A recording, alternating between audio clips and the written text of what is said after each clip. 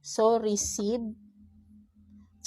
Ano ba ito? No? Lumalabo talaga yung ating cam. Receive, and then, regret, repression. No? So, for some of you, no, person on your mind, no, ang nakikita ko dito, mga Libra, no, may something na nangyari, no, something like that, no, may pagbabagong nangyari or naganap ang naganap sa inyong relationship, and then etong person na naiisip mo or ikaw vice versa ay nagsisisi, may regret or pagsisisi dito sa tao na ito, no, dahil may something na nagbago, no, dahil isa sa inyo naging open or naging, kumaga sabihin natin, no, parang with kung ano man yung nangyayari sa inyo ng person mo, no, ay yung isa ay parang naglet, sabihin natin na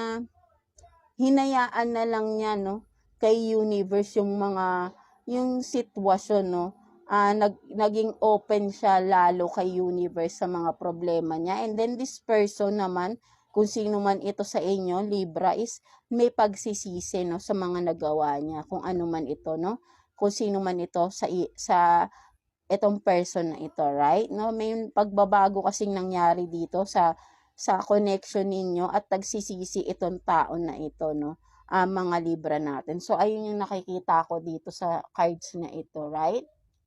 May something happened at nagsisi tong tao na ito, right? No? Wala siyang magawa dun sa pangyayari na yun, no? Something like that, no? So, ayun yung nakikita ko doon, no, mga Libra. So, what else?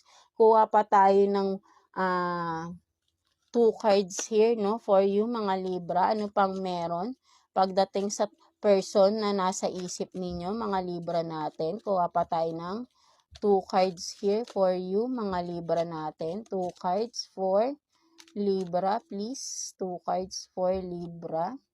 Let's see. Ano pang meron?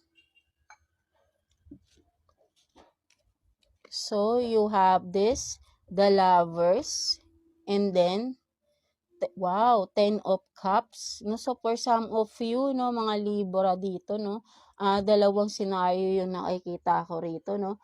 Kung sino man tong person on your mind, no, gusto niya nang mag-level up ang inyong connection, relationship, right, no, from the Lovers to happy family, no, gusto niya nang magkaroon ng family with you, no, mga Libra natin. So, ayun yung nakikita ko rito, no, person on your mind, no.